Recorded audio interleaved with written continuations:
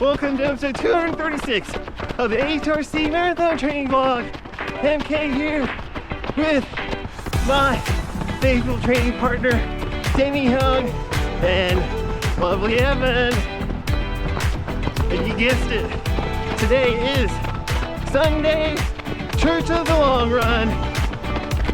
But not so long for Evan because she's on the comeback trail after 2 weeks off post CIM, California International Marathon, where Evan ran an amazing 3:10 in Sacramento. Wow, well done. Evan got first place in her age category, 19 and under. Not bad. The rest of the AHRC crew is scheduled for a 22-mile long run, and they're going to do 5 2-mile cruise intervals at marathon pace with 1-mile floats in between, just keeping it easy and spending time on feet with a maximum limit of 150 minutes for the entire run. Wait a second, I hear something. Do you hear that, Denny? I do. Yeah, I think it is. I think that's JJ on the treadmill, making a lot of noise. Let's drop in on him. Hey Coach, it's Jared here, and I have a question for you. So, as you know, I'm training to run a sub 3-hour marathon in Ventura, February. So, I'm about almost 8 weeks into my training block, and I've had some pretty big workouts, big long runs where I have marathon pace built into them. And so my question is, since you've coached people to get to sub 3 hours, you yourself have ran sub 3 hours, if there is a specific workout or a training session that would indicate you're ready to run sub 3. I also have a half marathon that I'm going to run in about 3 weeks. So that'll be about 4 weeks before my sub 3 marathon attempt. So maybe that's the best preparation or indication that I'll be ready, but curious what you would like to see from times from the half marathon to go sub 3, as well as if there's a specific workout within the training block that would indicate you're ready. Thanks for all you do, Coach. Thanks, JJ, for the kind words and also for sharing so much detail about your training. Denny and I think you're doing a great job. So keep doing it, keep on that track, but make sure it doesn't turn into maintenance for the next 10 weeks. Instead, be sure to continually progress. What I mean by that is, for the long runs, you want to keep progressing so that the intensity increases every long run, incrementally. Otherwise, you'll peak too soon, and again, you'll be doing maintenance for several weeks instead of building up to your max potential. And then maintenance for several weeks means injury, especially at that high rate of intensity. So when I say incremental progression, I mean, for example, last week, AHRC did a long run, and within that long run, we did a workout of 4 2-mile cruises at marathon pace. Now, a lot of people kind of giggled in our group because that workout was a little too easy. But like I said before, we need to build up and not kind of pick up from where we left off in the previous build. Otherwise, we'll peak too early during this build with too many weeks left and might get hurt.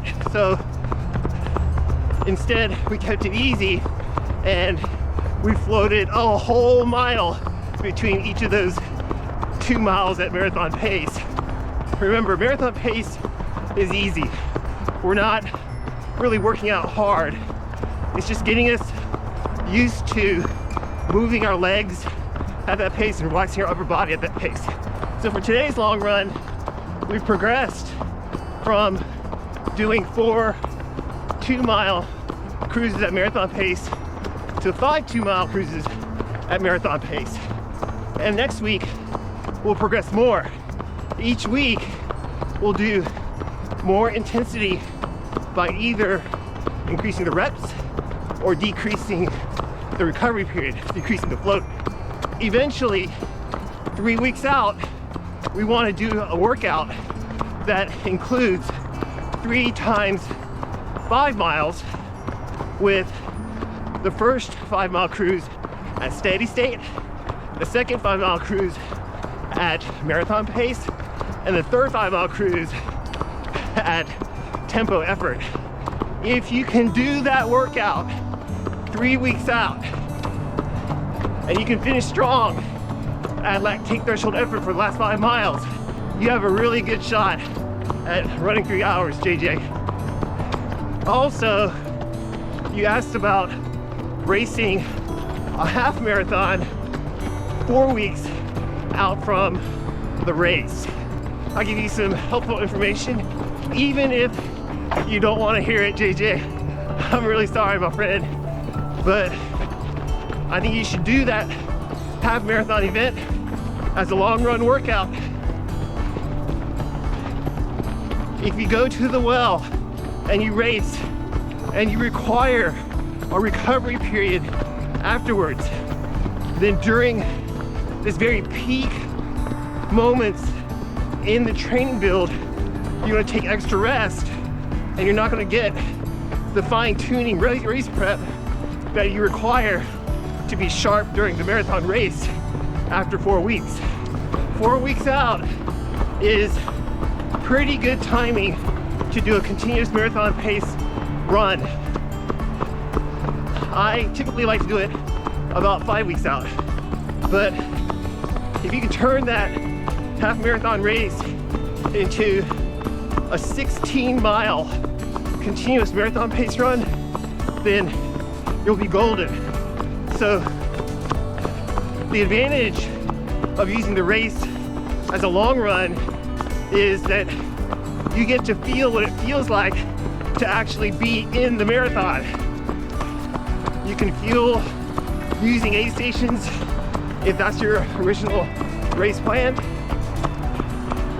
You'll have an extra rep as far as getting into a start chute and running with other people at a similar pace. And you'll also get some extra practice utilizing the crowd and the atmosphere during a race.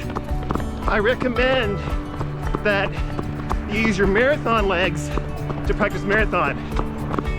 During the spring or summer, if you're going to take time off before your next marathon build, then use that time to work on increasing your lactate threshold or your speed at VO2 max, and then aim for a fall half marathon race to PB at.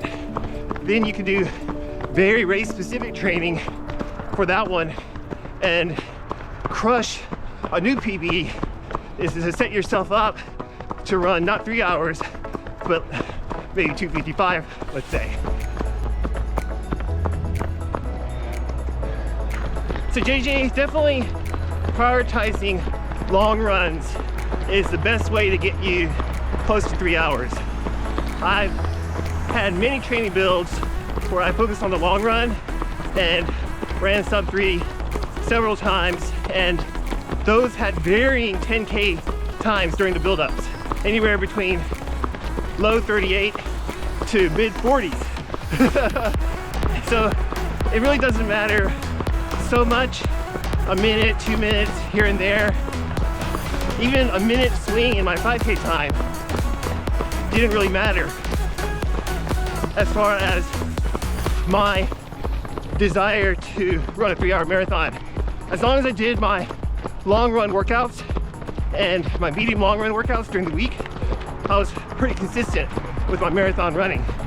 So to summarize, practice your marathon pace miles enough so that you feel comfortable at that speed, comfortable with your upper body motion, comfortable with your foot strike, comfortable with the awareness, your awareness of your surroundings, comfortable with fueling, drinking, and taking gels at that speed. Spend enough time there to be comfortable.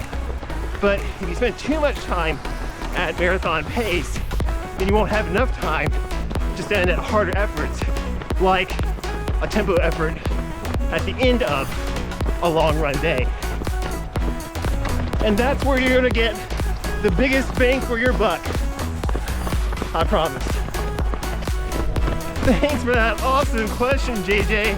I really appreciate it. And also, thanks for making an appearance on the vlog. Always welcome. If you have a question about your own marathon training, feel free to leave it in the comments below and I'll get back to it as soon as I can. Or you can email more detailed questions to AHRC@gmail.com. If you're interested in the data on these runs, then you can follow me by searching for Michael Kim at AHRC. And if you're interested in hanging out with our AHRC crew online, then you can search for our Strava club by looking for AHRC. We're also on Instagram, and you can get daily motivational content within 90 seconds by looking for AHRC. Oh, so many people on the mend trying to recover from this nasty bug going around. But it's good to have Aya back even with half her voice. I love it. My voice doesn't come back at all.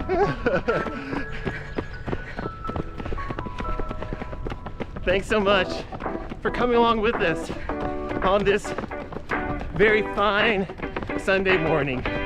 I hope you have a great day and a meaningful run. See you in the next one. All right, bye now.